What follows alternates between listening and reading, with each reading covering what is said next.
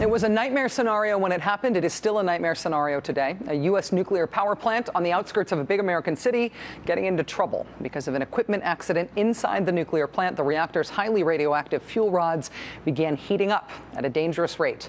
There was a partial nuclear reactor core meltdown, which caused the immediate shutdown of that power plant.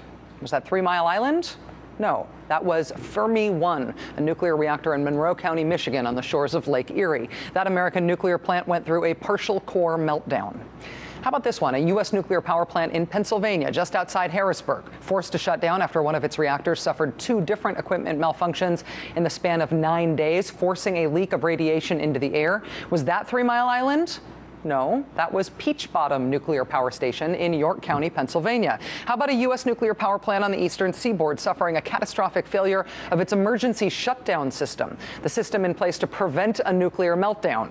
The shutdown system failed, and then the backup to the shutdown system failed. And then 3 days later, the same systems fail again. 3 Mile Island, right? No, that was the Salem Nuclear Power Plant in southern New Jersey. How about this one? A U.S. nuclear power plant employee carrying a lit candle accidentally causes a fire just below the plant's control room. That fire manages to take out the plant's primary and emergency cooling systems, causing the shutdown of first 1 and then ultimately 2 reactors. That's got to be 3 Mile Island, right? No, that's the Browns Ferry nuclear plant in Athens, Alabama. How about this? A U.S. nuclear power plant suffers severe malfunctions over the course of 2 days, releasing 600,000 gallons of boiling radioactive steam into the air. Is that 3 Mile Island? No, that's the Indian Point nuclear plant just north of New York City. Okay, how about a different U.S. nuclear power plant losing its main power source, forcing workers into an all-out scramble to keep the radioactive fuel rods cool? Temperatures begin to rise, putting the plant at risk of a meltdown. 3 Mile Island? No, the Davis-Besse nuclear station in Carroll Township, Ohio, right on the shores of Lake Erie. A U.S. nuclear power plant suffers a catastrophic series of human and mechanical failures. Cooling water drops so low in one of the plant's reactors that fuel rods begin to melt down. Radioactive gas is released into the air. Nearly 200,000 Americans are forced to flee their homes. That was 3 Mile Island. This week, 32 years ago, on March 30th, 1979, it featured this lead story on NBC Nightly News. Good evening. There was serious trouble today at the 3 Mile Island nuclear plant in Pennsylvania. Trouble serious enough to cause the evacuation of small children and pregnant women from a 5-mile area around the endangered nuclear plant. The problem is that it is more difficult than had been thought to cool the radioactive nuclear fuel inside the power plant. And until it's cooled, it is very dangerous. 3 Mile Island is usually thought of as America's only big nuclear accident. That's because we tend to forget that 13 years before 3 Mile Island was Fermi 1, 1966, the Browns Ferry nuclear accident in Alabama, 1975, the Peach Bottom nuclear accident in Pennsylvania, 1980, the Salem reactor accident in New Jersey, 1983, the Indian Point nuclear accident in New York was in 2000, the Davis-Besse nuclear accident in Ohio, 2002. And that's not an exclusive list. I could go on, right? 3 Mile Island gets all the glory, but really it is in very crowded company when it comes to U.S. nuclear accidents over the last 5 decades.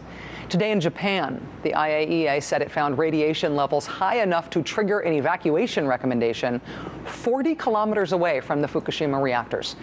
To keep that in perspective, so far the evacuation order around that plant extends to 20 kilometers. The government has advised a voluntary evacuation to 30 kilometers, but in this town, 40 kilometers away, well beyond even the voluntary evacuation zone, the UN's nuclear agency said today they found radiation levels twice as high as the level at which that agency recommends that people evacuate.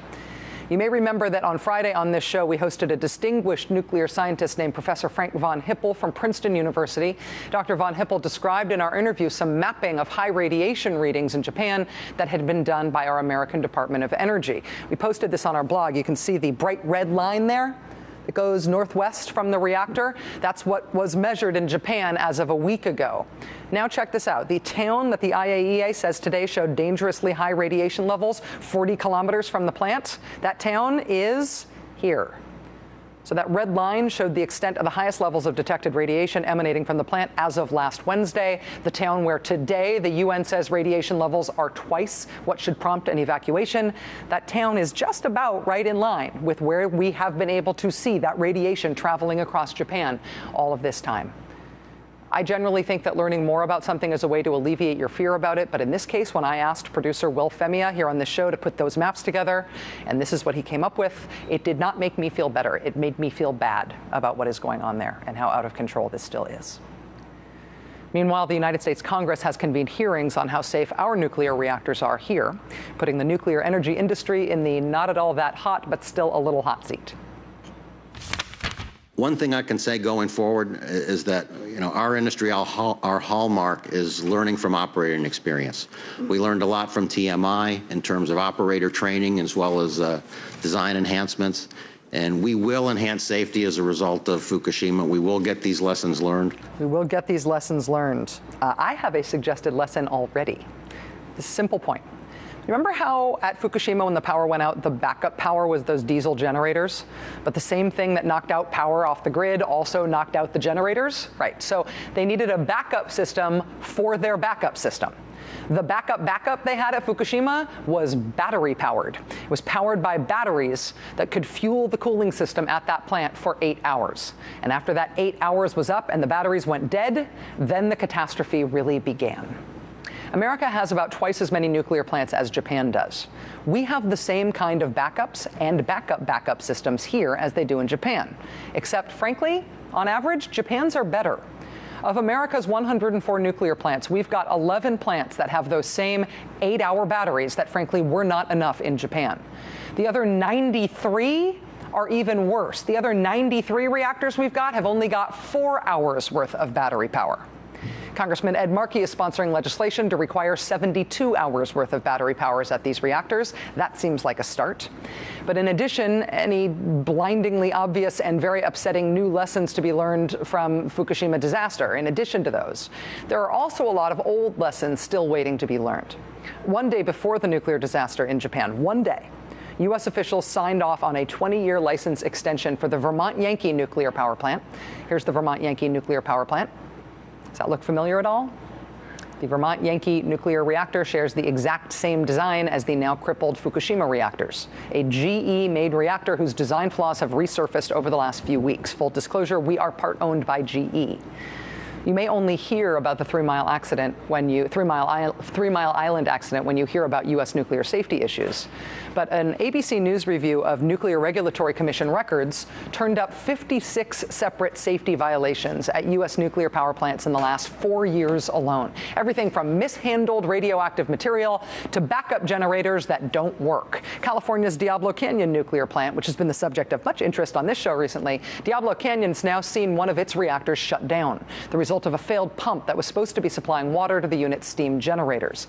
A majority of the county supervisors where the Diablo Canyon reactor is located are now asking the owner of that reactor to withdraw its license renewal application until better earthquake studies can be done.